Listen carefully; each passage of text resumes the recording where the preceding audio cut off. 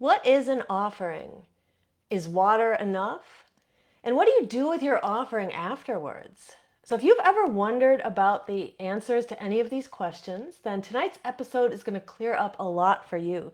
Today, we're going to be talking about offerings as a spiritual, not as a spiritual payment, but more as an act of devotion, of gratitude, and reciprocity with the deities and the spirits that we work with so closely.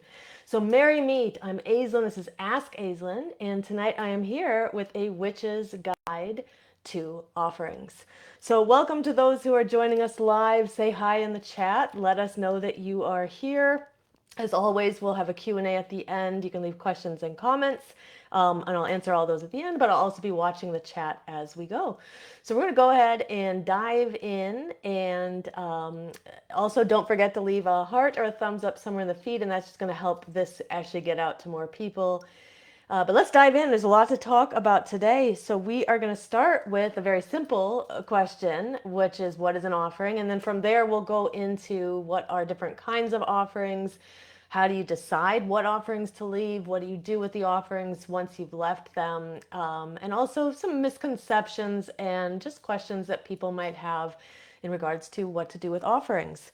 So, what is an offering? I think that offerings is one of the most common practices that a witch may do in their practice, but it's also one that a lot of people feel unsure about. It's something I get asked a lot about. So I know that there are people who are wondering these questions, and that's why I decided to do this episode today.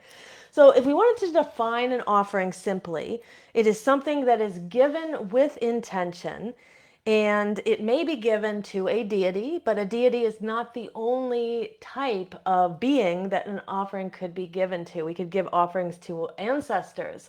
We could give offerings to spirit guides, to land spirits, and to house spirits, to the dead. To our, sacred dead, as well as to the mighty dead, which are the dead who've gone before us in the path of witchcraft. We might give offerings to the elements, even, or we might give offerings to the sun, to the moon, to the planets, or even to your higher self or future self, for that matter. So there's a lot of different beings that we can give these offerings to, and it isn't restricted specifically to deities like sometimes people think. So when we're thinking about offerings, I like to make this kind of this differentiation. So we're giving this in honor of the deity or the being. We're giving this to thank them, to nourish them, to strengthen the relationship, to acknowledge the relationship, to build the relationship with that being, but not giving something to them because they owe us something or because we want them to owe us something. So I do know that there are different brands of witchcraft that work a little bit differently, but I'm coming from my own perspective. I don't think this is a kind of give and then demand. I think it's more of reverence, of giving as you would give to someone that you adored or you admired, or someone that you want to acknowledge for their power and their presence in your life. And I think that's really a good place to start with when we're thinking about why we would be giving offerings. Now, we can still ask the deities and our guides and spirits around us for blessings or for help or for guidance or different things like that. But the offering shouldn't be treated as a payment, like we're putting money into a vending machine and then getting out what we want. It's a different kind of relationship that we build over time. And I personally think, and we'll get more into this as we go further, I personally think that offerings are something that we do build over time as we build that relationship. As we get to know those deities or those spirits that we're working with, we start to understand more more about them. We start to understand more about what they desire, what they like, and then that can up our offerings as well. So, why would we give offerings? Well, we've already started to talk a little bit about that. We could give an offering to say thank you. It could just simply because of their presence in our life or something that we feel that deity or that spirit has done for us or been there for us. We might give an offering to say thank you, just like you would give your friend a gift to say thank you. We might honor a deity, an ancestor, or a spirit. It might just simply be honoring and acknowledging that they are there and that they are present in our lives. It might be to begin a relationship.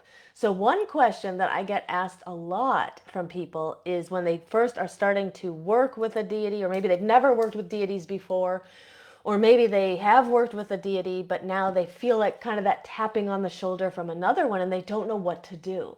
And so one of the first things I say is to start giving offerings. So even if you haven't, even if you don't feel you've begun the relationship yet, starting to leave offerings for that deity is the beginning of the relationship, or can be the beginning of the relationship.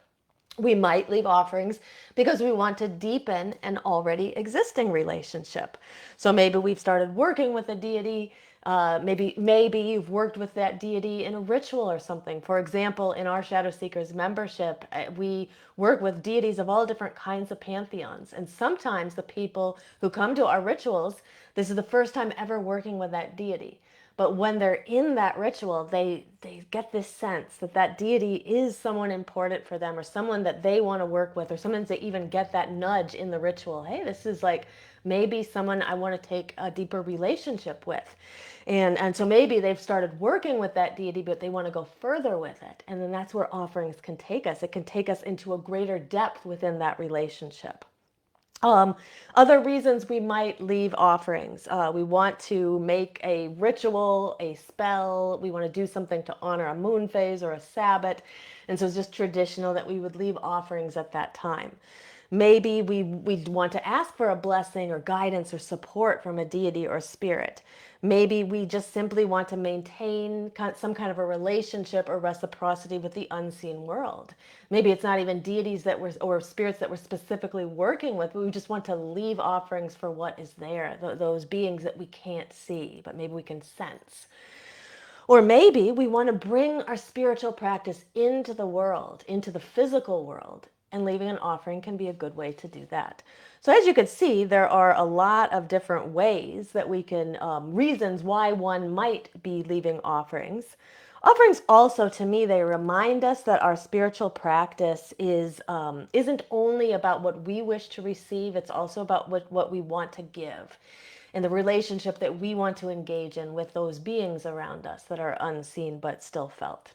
So kind of think about in your own practice. So we'd love to hear from those in the chat who are with us live, and even those of you watching later. I always go through the comments late afterwards, but let us know.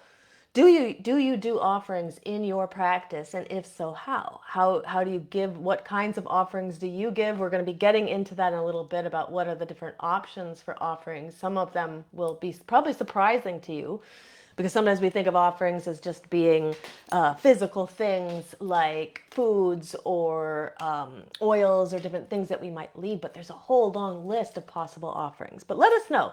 How do you engage with offerings in your own practice? And if you've never done it before, let us know about that too. Hopefully by the end of this episode, you'll feel confident in doing offerings if you've never done them before.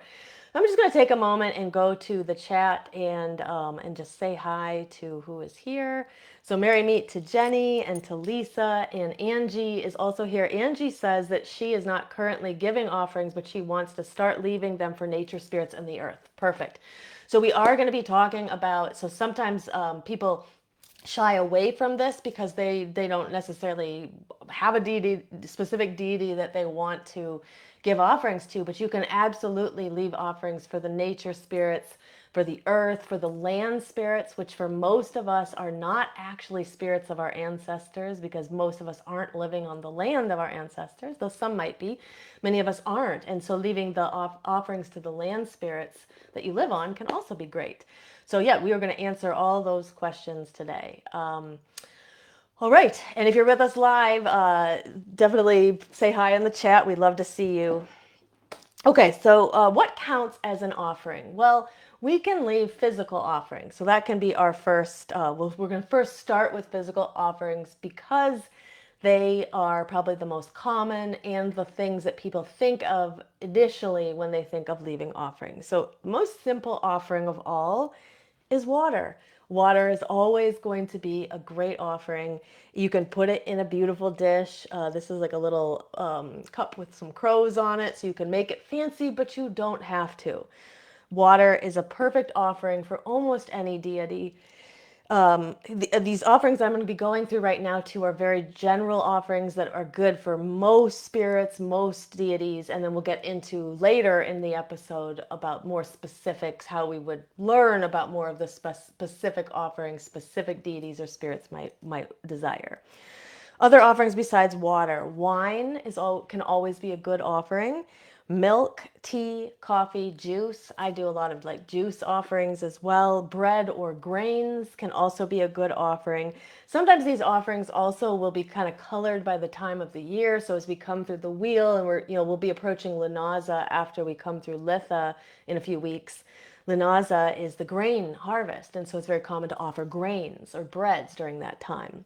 Fruit, honey, chocolate, these are all good offerings. Herbs, incense, and you can also kind of find the herbs or the incense that certain specific spirits or deities desire, and you can be specific, or you can just use some kind of herbs like lavender or something like that, or mint, something common that you might have in your house. Candles, to me, are always a perfect offering. Oils, coins, stones, seashells, these can all be great physical offerings. Now, these are all pretty generic offerings. There can also be very specific ones. So, in a little bit later, we're going to talk about three, I think it might be, yeah, two or three different deities I'm going to use as examples. And one of them is Hecate. And so you can see on this list, I don't have keys listed here, but the key is something very specific to Hecate. So as we get into more specific deities and spirits, you may have things that are not on this general list that also would be good offerings. But to me, this beginning general initial list is a really good way to start if you've never done offerings before. Now, also, you can leave offerings on an altar. You can decorate your altar with seasonal items. So like for example, Angie mentioning wanting to kind of leave offerings for the land and for earth spirits. Decorating an altar with seasonal items could be a really good way to do that. Leaves, seeds, flowers, acorns, pine cones, the things that are available in your space at that time that are kind of significant to that part of the wheel, those could be excellent offerings. I think that simple offerings are always valid. Sometimes people think it's not enough. They think water isn't enough, or a candle isn't enough, or this isn't enough. And I think the very simple offerings, any offering that's given from your heart, is a great offering and will be very much accepted by the deities and the spirits who receive it. A glass of clean water, for example, that's given with your sincerity and with your desire to do something nice for a deity can be more meaningful than a more expensive item that you gave with really no presence or no thought about it. And so I always think about, not to get off on a tangent, and I've already told the story back at Ostara, but just to briefly mention it here, I always think of the story of Ostara and the hare. And the kind of the simple version of this story, the hare is looking for something to give Ostara, the goddess of springtime, for her birthday. All the other animals of the forest are coming up with these beautiful, elaborate gifts, and the hare doesn't have anything, but he has this egg that he was going to eat for lunch. It's pretty much all he's got, and he ends up decorating it beautifully, giving it to her, and she's so overcome by his generosity and him giving something so meaningful that he put so much into, that she declares him kind of the winner of all of this, and she gives him a place to live in her home. So it's, I think, you can learn a lot from that story. Your offering doesn't have to be expensive. It doesn't have to be elaborate. It just needs to be well thought out and come from your heart. And if you do those two things, then your offering is perfect. So, besides offerings of physical things, so we talked about physical items, like water or honey or chocolate or bread or things like that. You can also give offerings of beauty. So, beautifying your space can be an offering, arranging your altar, lighting a candle. Singing can be an offering, making art. So sometimes people don't even think about these things, but you can make a collage and place it on your altar and dedicate that to a deity or to a spirit that you're working for. Wearing colors that are associated with that deity, or wearing jewelry that is associated with that deity. Tending to a shrine that is in honor of that deity, or for example, like the land or spirits.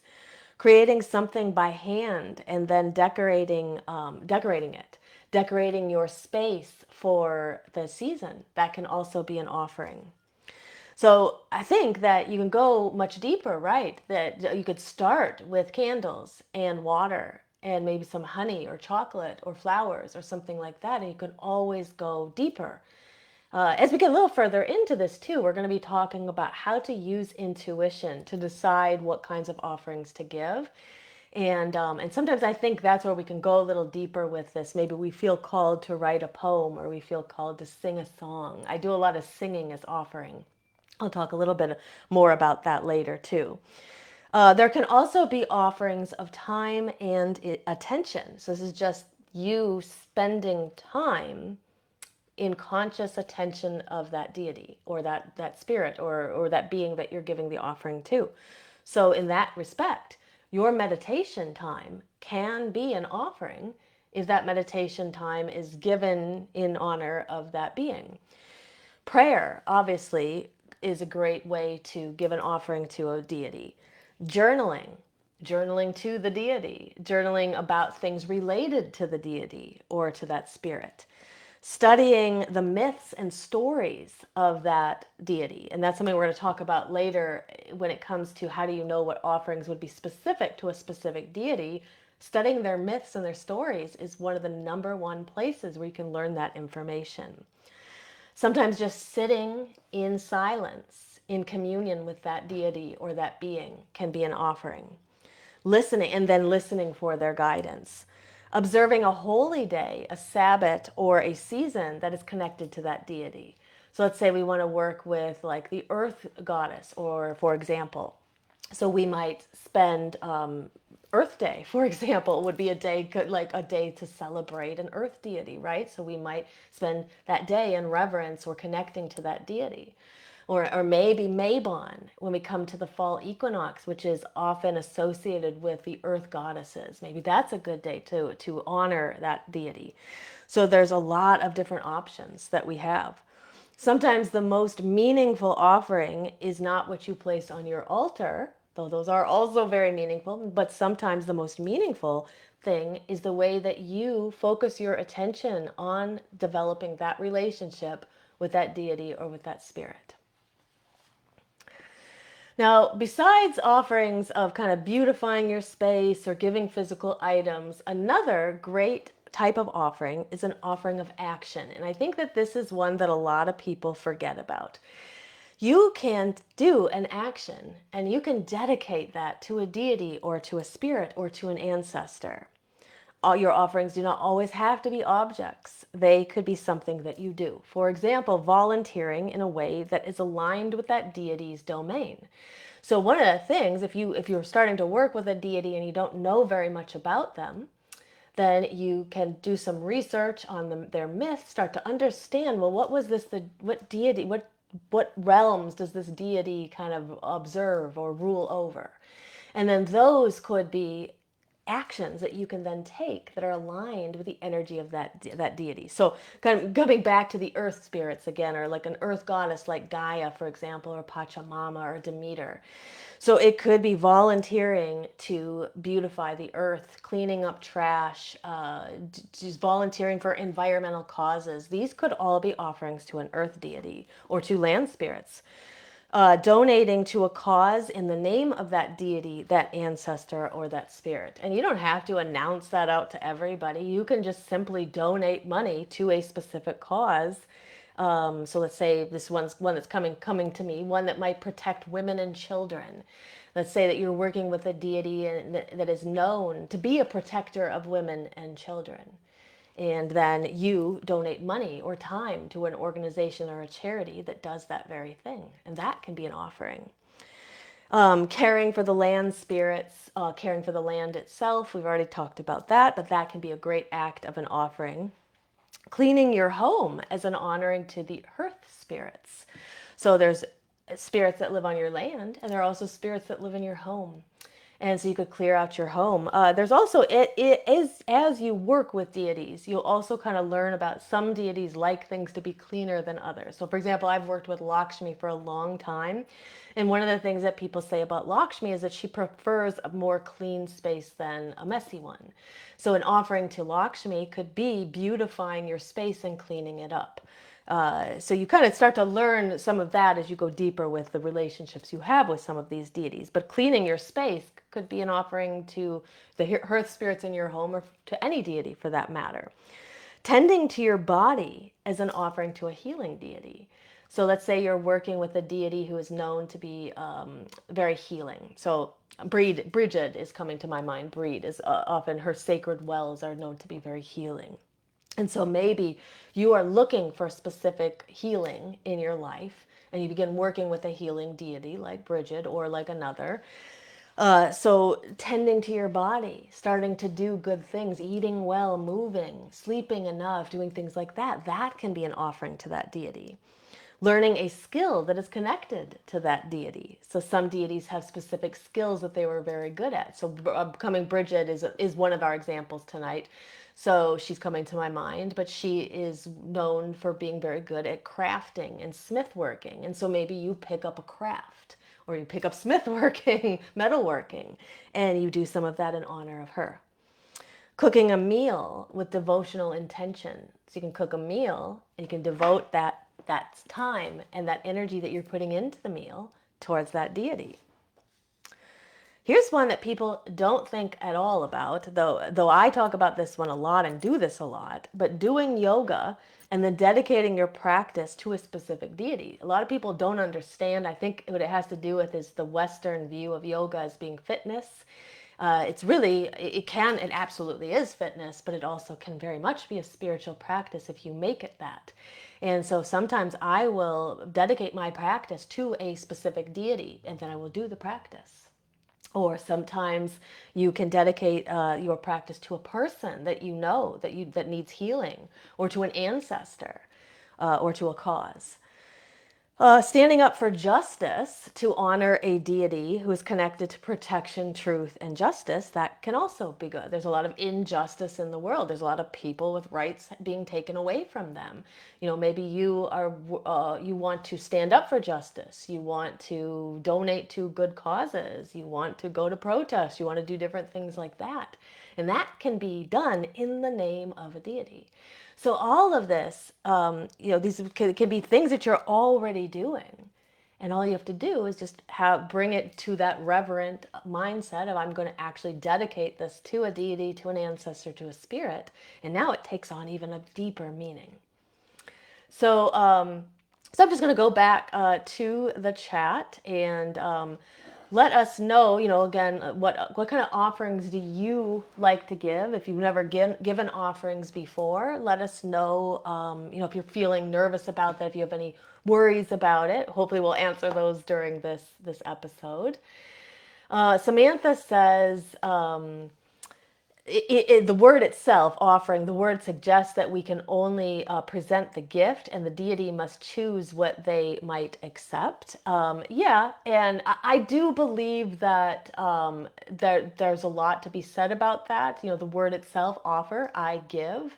The deity can choose what they're going to accept. I don't think that should stop us from giving things, even if we're uncertain about whether they will accept it. We can still give gifts, right? But I think that's interesting way to look at it. And the deity, it is a reciprocity again. It's a relationship, not just us giving, but them receiving as well. Yeah, good point.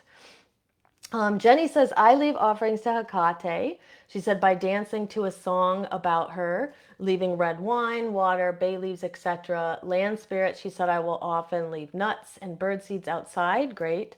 Honey, juice, and milk, offerings to the dead, some of their favorite foods, drinks, favorite music, etc. And that is a good point. We talk less about offerings to the dead in this episode.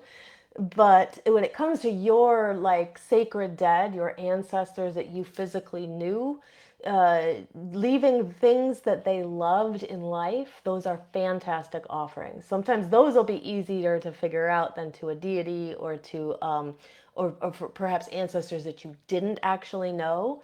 But yeah, anything that someone loved during life can be a perfect offering to them after they cross through the veils. Um, Samantha said, "Sing us a song. You're the piano man." Yeah, I believe that music is such an offering, and it's obviously very near and dear to my heart. I have a degree in music and songwriting, but when I started doing singing songs as offering, it really changed a lot for me. It deepened my experience. There was a time when I was first starting out that it was just kind of like, oh, I would leave wine, I would leave flowers, I would leave like traditional things. There's nothing wrong with that. And then I just feel like I deepened my relationship when I started offering songs because they came from so deep within me. And so, for one of the things that would do is I would take, because I've worked with Hindu deities, especially Lakshmi, Ganesha, and Kali, and some others. But what I would do is I would take some of their sacred chants that people had written for them, the mantras that people had written for them, centuries and centuries and centuries ago, and then I would set them to music and sing. And then it's not only is it like the words that were used in the past, which is something we're going to talk about too, is like finding out offerings that were given to these deities, like, centuries and centuries and centuries, in some cases thousands of years ago. So not only am I doing that with these words I'm using, but I'm also making it especially meaningful because I'm setting it to my own music. So yeah, I love song as offerings. Angie said, I had no idea that decorating your space could be an offering. She said, I literally spent the last 2 days decorating for summer. It's totally an offering. And especially since you are wishing to leave offerings for the land and land spirits, it's a great offering. Lisa said, I do a lot of picking up trash to honor Gaia. Yep, doing anything in the name of an earth goddess or god to beautify the land. Absolutely.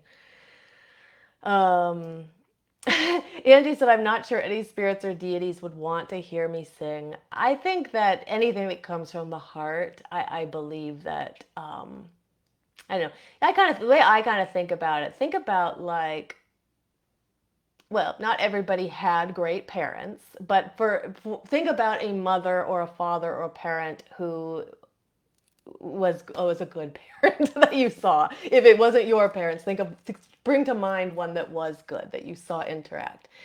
And they typically take to heart anything that is offered to them. So anything that comes from, I believe anything that comes from your heart is a good offering.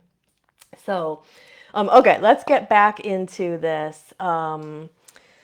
So, so how do we find offerings to specific deities?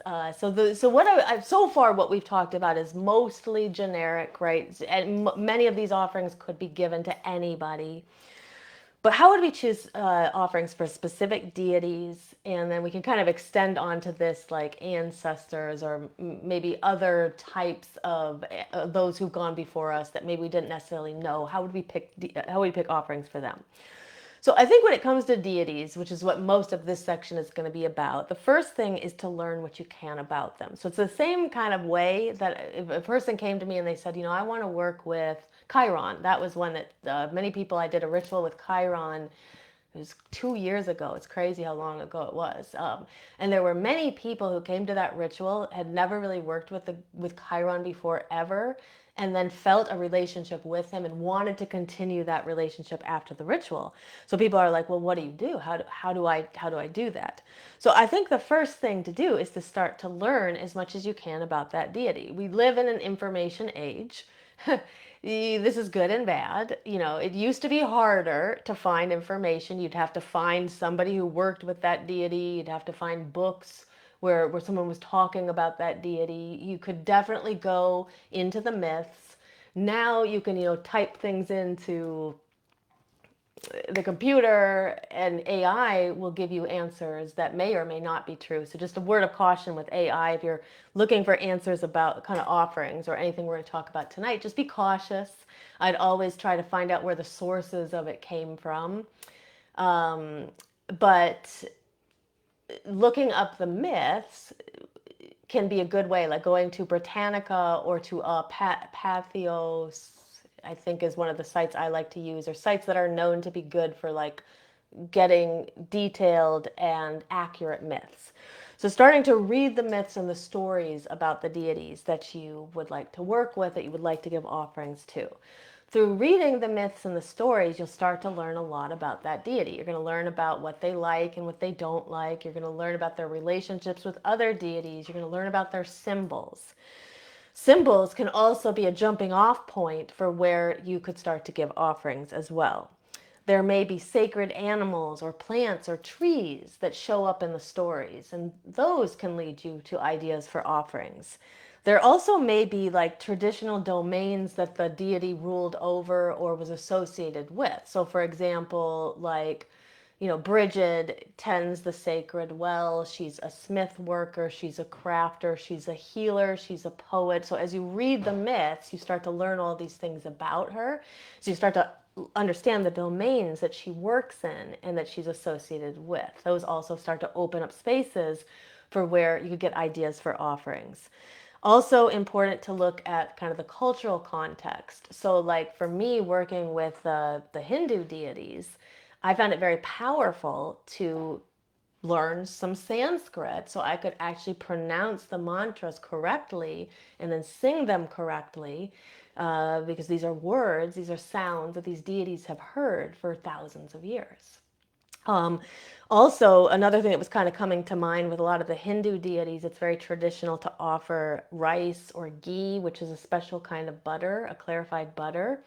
And these are just very traditional offerings that you might not know about. You might not pick that up through just reading about the myth. So it can be helpful to kind of understand what culture does the deity come from and what are known and accepted offerings in that culture. So that can also help you. Also, any traditional offerings that might be known. So sometimes, if I want to learn a little bit about offerings for a deity, I might start by Googling, what are offerings for blank, this specific deity, and then I use my judgment as I'm looking at what's coming up and trying to weed out, what is true versus what might be incorrect in some of the AI that is coming up. Also, through the stories that you read, you'll start to learn like what they like, what they dislike, what they refuse. So one of the things that I learned about a deity that I work with, Oshun, who's from the Yoruban pantheon, is that she loves honey, but in one of her stories, she was poisoned with honey. So if you want to give honey to Oshun, you taste it first.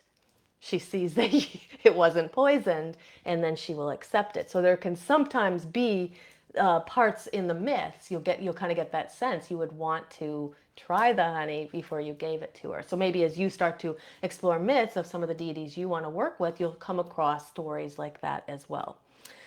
Now, correspondence lists are good. There are correspondence lists in a lot of different books, at the end of many books, that will tell you, like, Scott Cunningham's Magical Herbal Almanac is coming to mind, or Magical Herbalism book is coming to mind, because we just talked about it in the last episode. So at the very end of it, there's many, many lists that will tell you, and if I'm remembering correctly, I think it even has like certain herbs for certain deities. So those correspondence lists can be really good jumping off points, but just know that even just because something doesn't appear in a correspondence list doesn't mean that it can't be used as an offering. So those are good. It's a good starting point, but you can also go deeper with that. The stories and the myths that you read, the experience you start having with the deity or the spirit is also going to reveal more over time.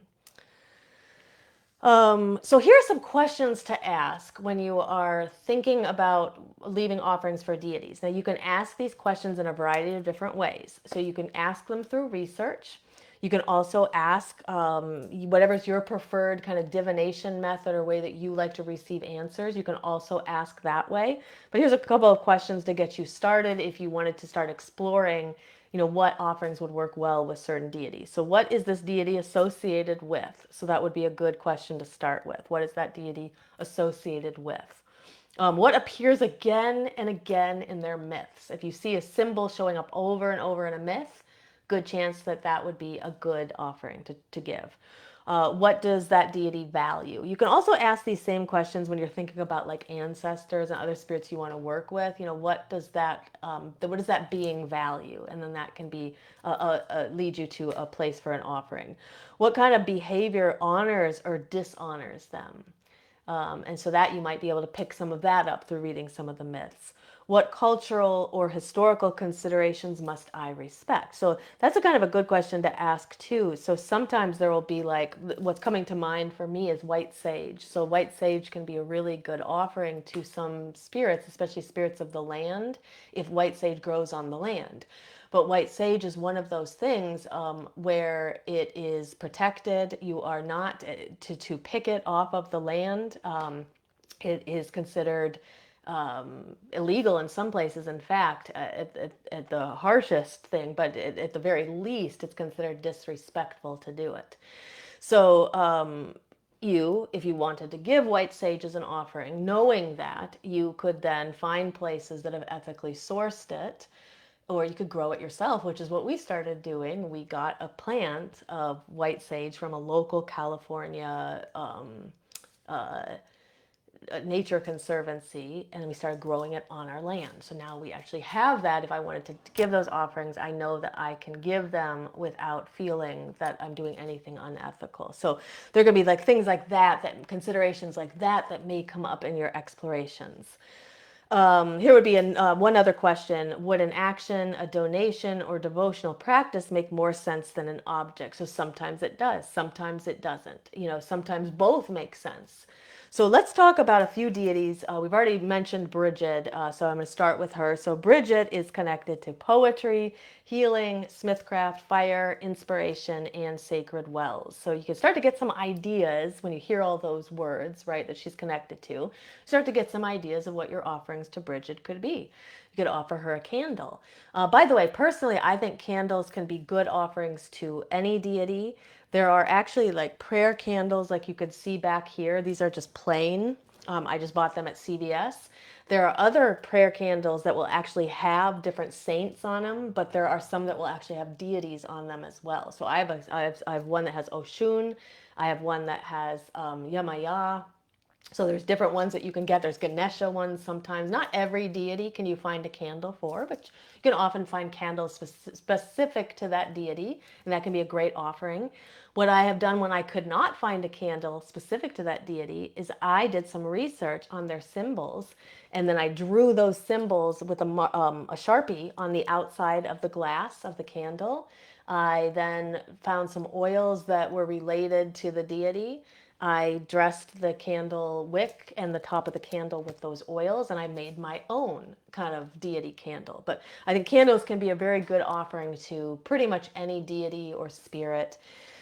Getting back to breathe though, so candles, poems, healing work, because she is a healer herself, water from a spring or from a well or from a creek or something like that, tending to a flame, that can be a cool thing to do, is kind of keep a flame going throughout the night and tend to it.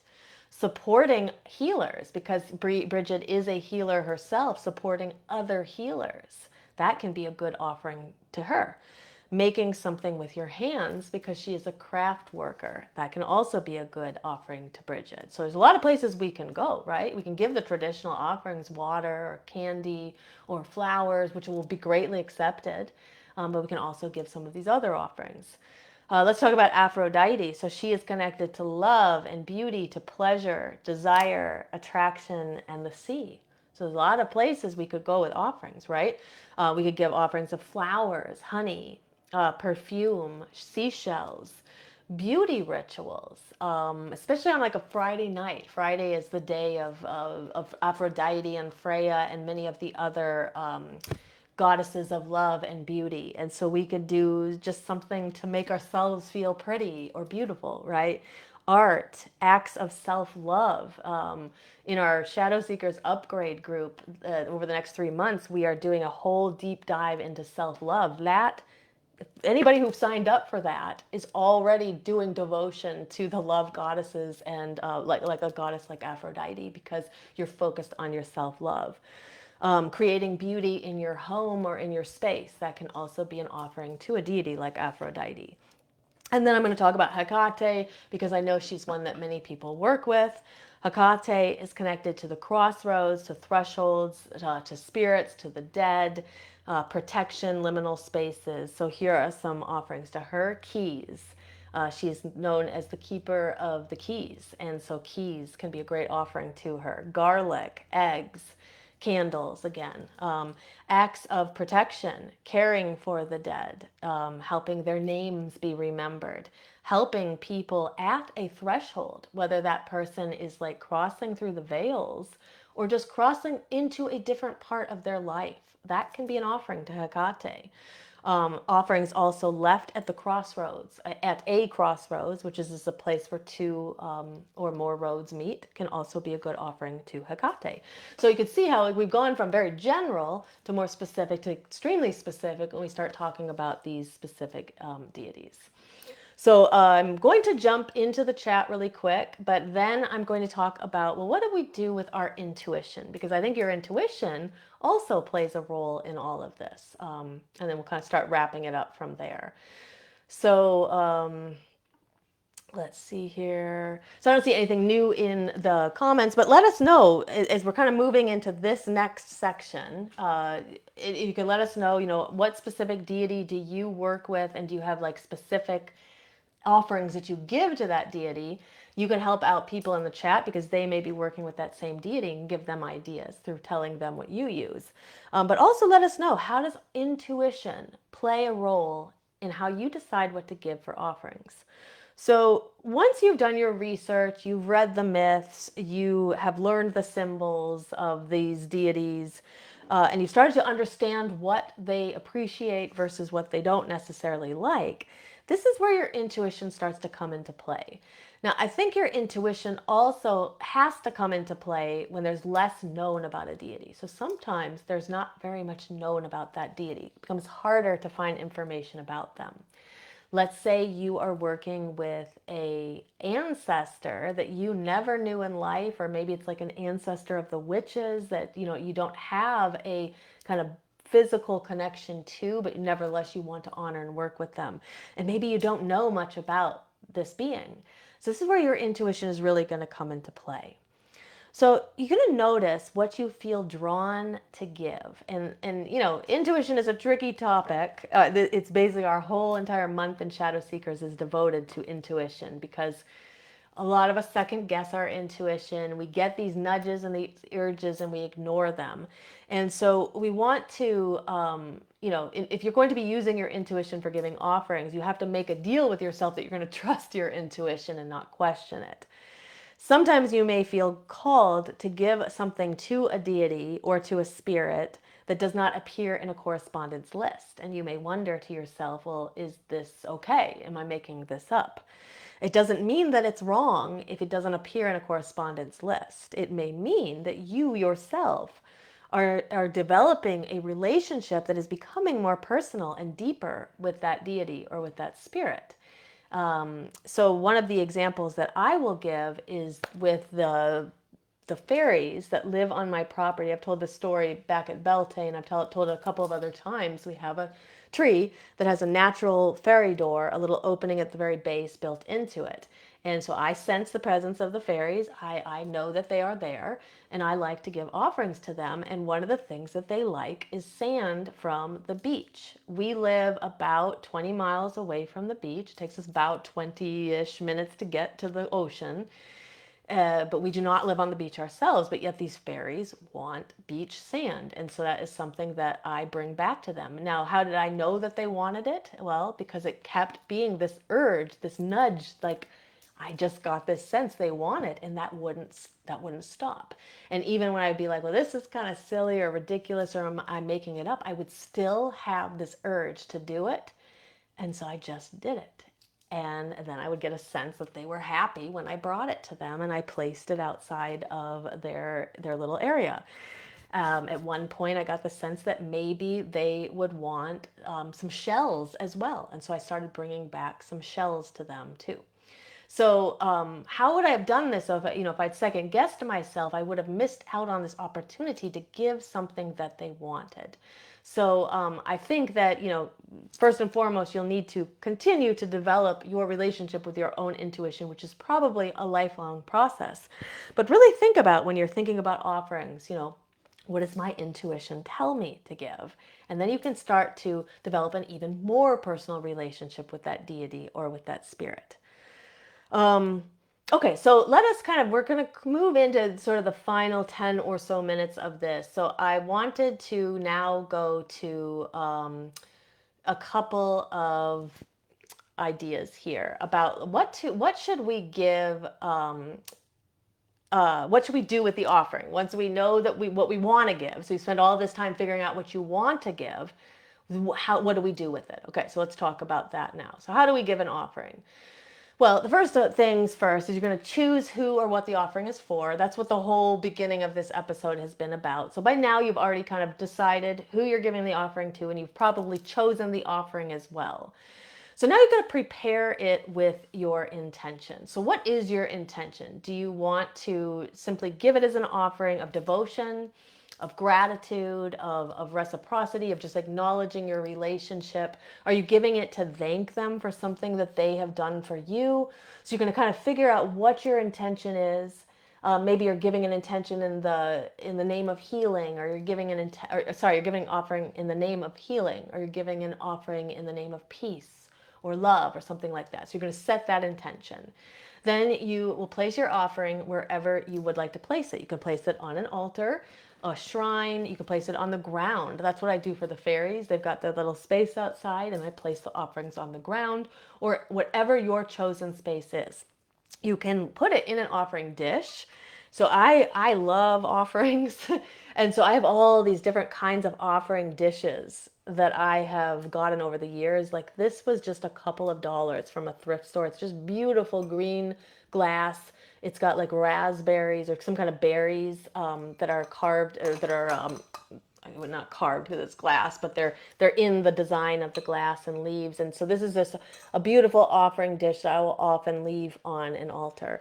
But you don't need something super beautiful. You could just get a plain old bowl as well. So this is an offering dish I use to put salt in to leave an offering for the earth element on our main altar. But again, you could just put your offering on the ground or on the altar itself, and then you can speak something out loud. Oftentimes when I leave an offering, I don't even really say anything. I might say, I leave you this with blah, blah, blah, whatever your intention is. I leave you this to strengthen our relationship, or I leave you this to in gratitude for all that you have done for me, or an acknowledgement of the presence of your presence in my life. So you could say something out loud if you'd like. You can also think it in your mind. And then usually what I do is I say, please accept our offering if it's a big group of people and we're doing a ritual, or my offering if it's just me. And I'll just say, please accept my offering. Blessed be. And then that's kind of it. And then you're going to leave it for an appropriate amount of time, which we're going to talk about in just a moment. What is an appropriate amount of time? I know that's a big question for many. And then you're going to dispose of that offering respectfully. So those are kind of our steps of how to do it. Now,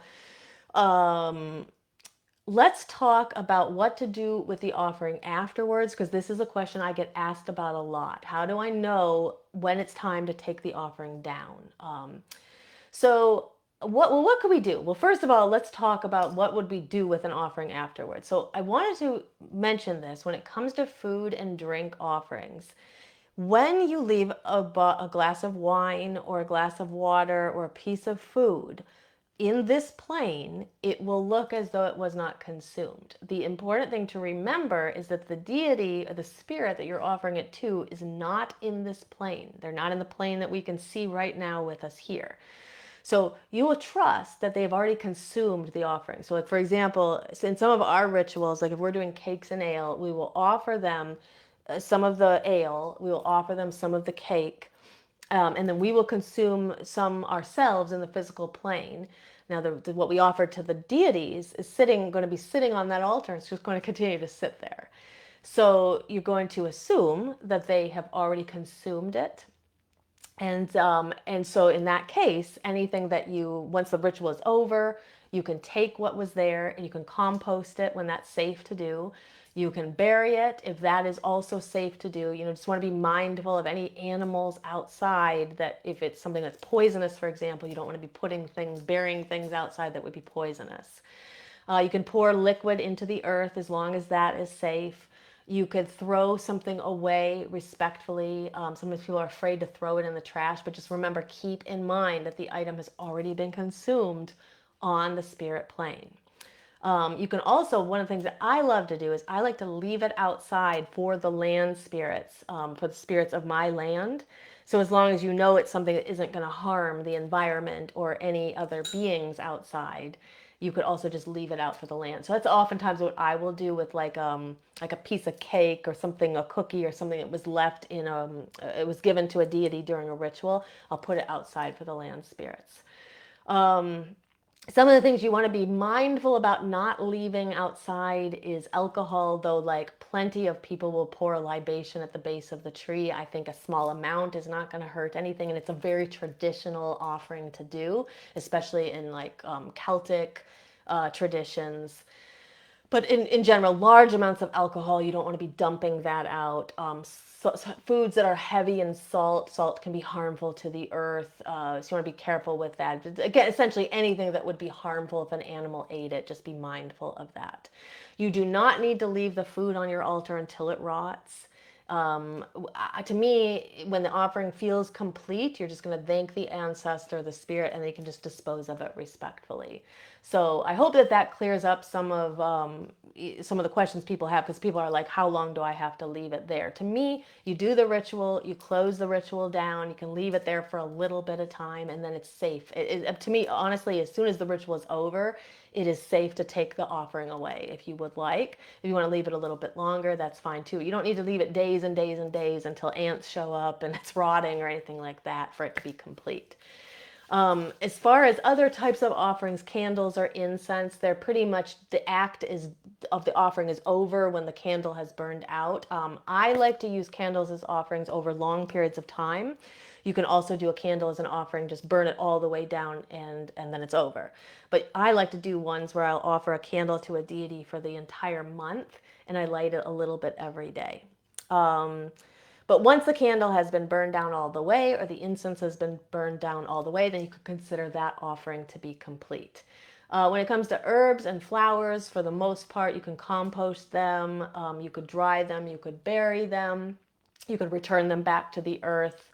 When it comes to flowers, I would do a little bit of research. Like, so deities, like for example, many deities won't mind if flowers were to fade or to wither, but there are some deities. So I've heard from others. I've never really actually experienced this myself when working with Aphrodite, but I've heard other people say that she doesn't like flowers that are dead. So you wouldn't give an offering of dead flowers to Aphrodite, but flowers might dry and then wither and then die while on your altar. So you just kind of use your intuition here. Personally, with me, I do try to move them, kind of knowing that she's the goddess of beauty. She likes fresh and new things. But nothing bad is, I've never experienced anything bad happening by leaving flowers to her a little bit longer. But sometimes what people will do is they'll leave the flowers when they start to dry. They'll then take them, hang them upside down, and then you could use those flowers as dried offerings, or use them in sachets or as potpourri or things like that. Coins, stones, jewelry, those kinds of objects, they can absolutely stay long term in an altar. When you feel that they've kind of served their purpose as an offering, you could start to carry them with you to kind of continue the relationship. You can donate them, you can bury them, you could use them in a future ritual or place them somewhere meaningful.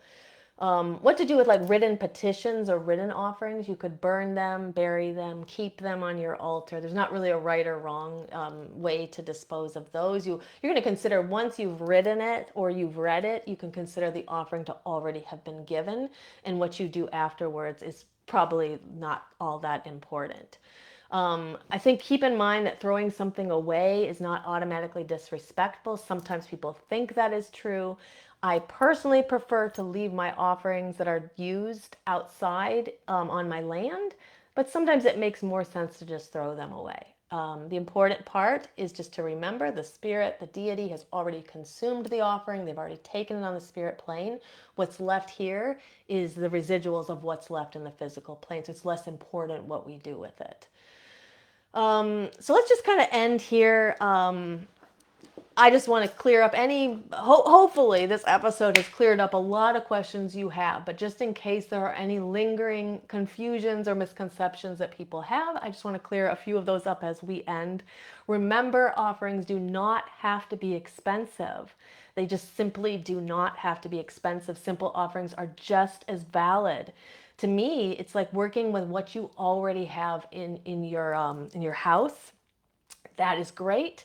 Sometimes you have a bigger working and you want to do some more planning ahead and go and get specific herbs or foods or different flowers for a specific deity. That's okay too. Just keep in mind, the cost is not what makes it good or bad or accepted or not accepted. Cost will never be the issue.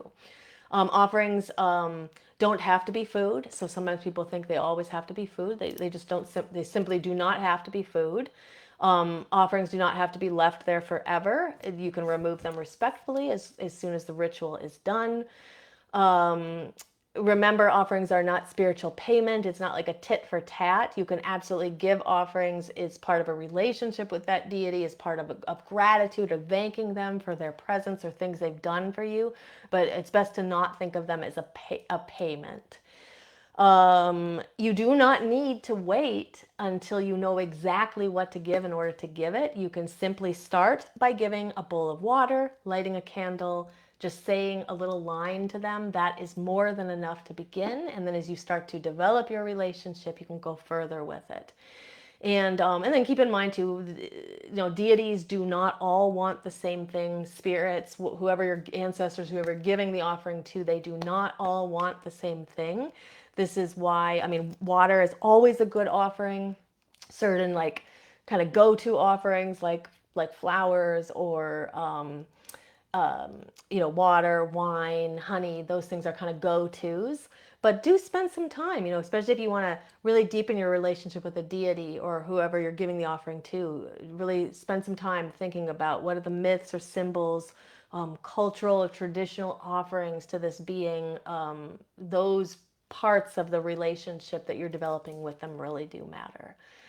So I hope that tonight's episode helped. If there's still any lingering questions, leave them in the chat. If there's anything I've kind of forgotten, I'd love to continue the conversation.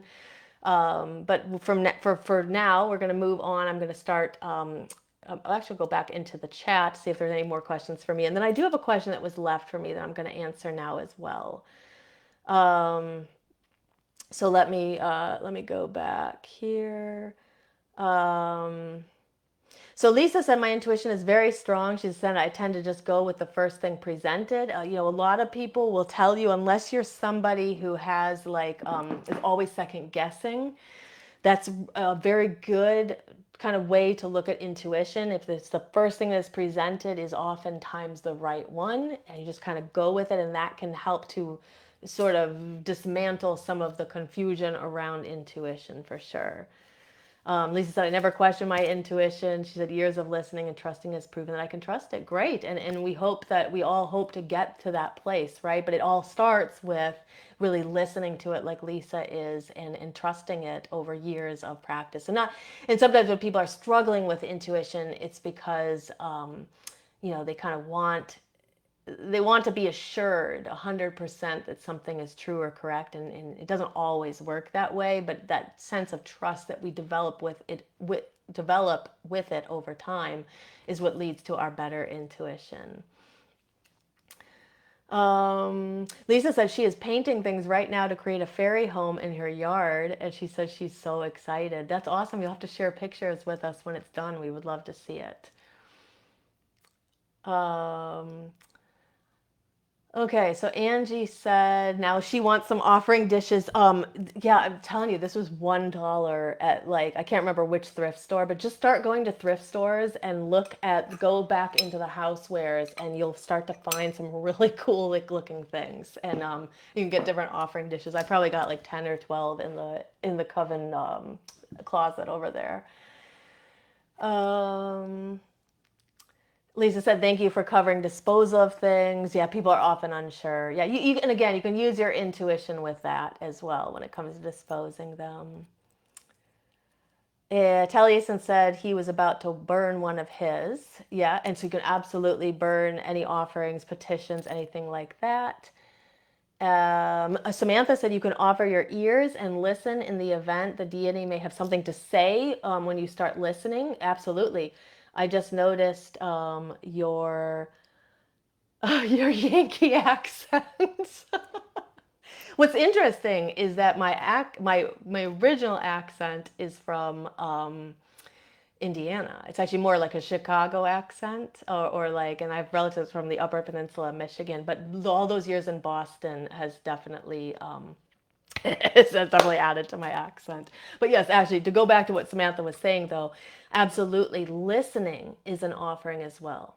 Absolutely, because we're in a world that is so disconnected from the spiritual. Just the act of opening up your ears and being present to what the goddess or the god or any spirits have to offer you is absolutely a beautiful offering. Delius had said singing more of a curse than an offering. Well, I'm here to tell you, I think all deities like what comes from your heart. Um,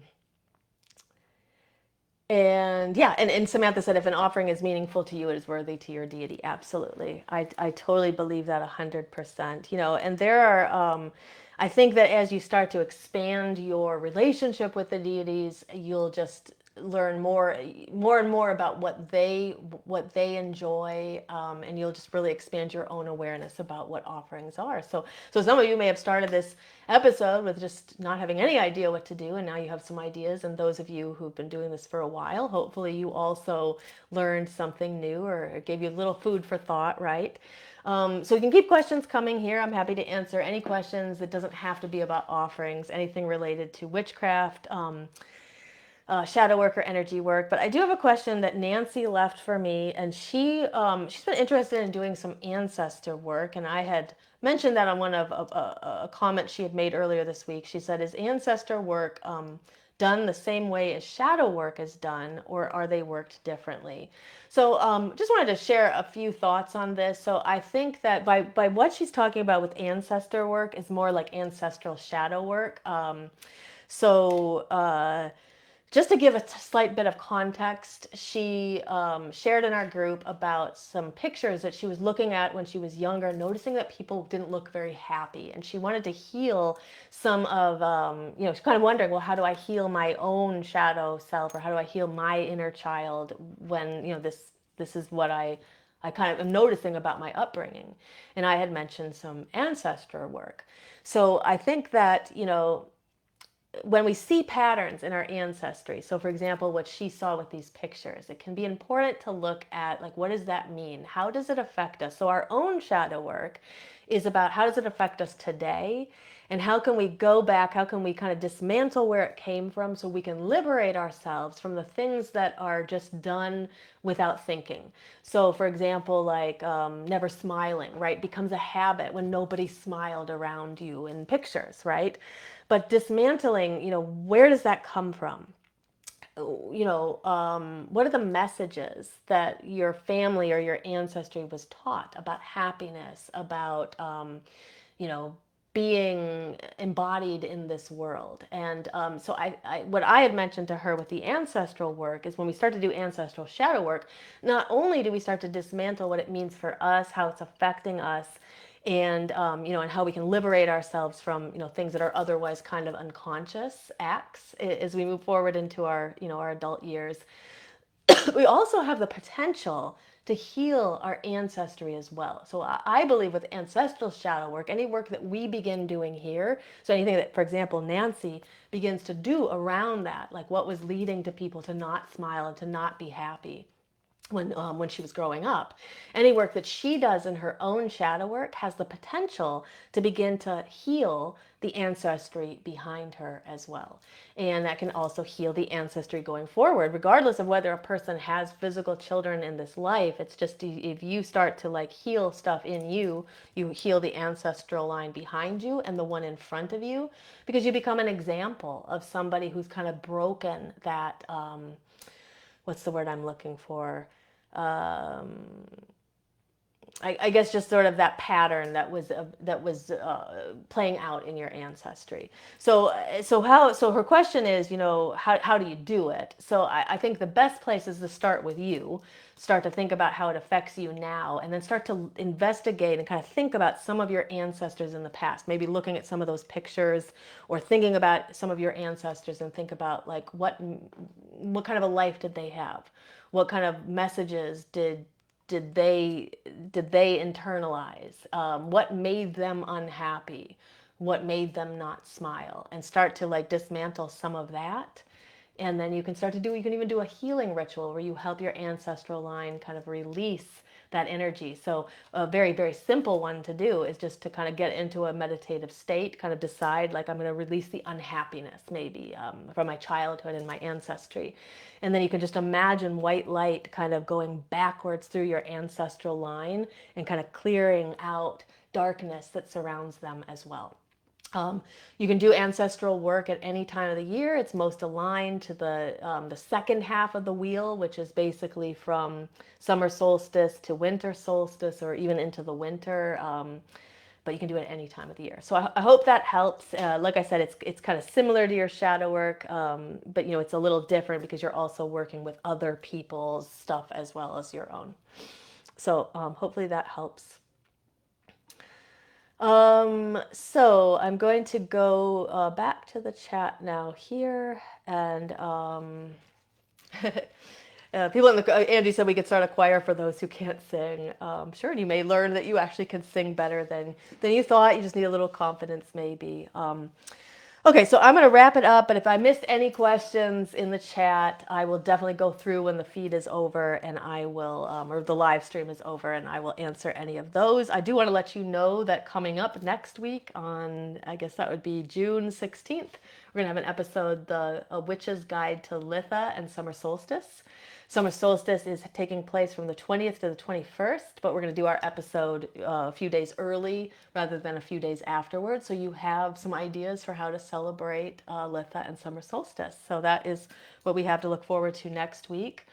And don't forget to leave a heart or a thumbs up somewhere in the episode. That will help us get this out to the feed of more people. And don't forget to subscribe to our YouTube channel, Body, Mind, Witchcraft. And we are hoping to get monetized this year. So if you're not already subscribed, make sure to subscribe to that, Body, Mind, Witchcraft. You could just find it going to YouTube and searching Body, Mind, Witchcraft. There are over 100 episodes at this point. This is episode 186, so all the episodes are on there. You can go and you can watch some of the old ones, and then in the meantime, you also help us out in our quest to get monetized. And I hope that you enjoy the rest of your night. If you are with me live or whenever you are watching this, it's always a pleasure to spend this time with you. And until next time, blessed be.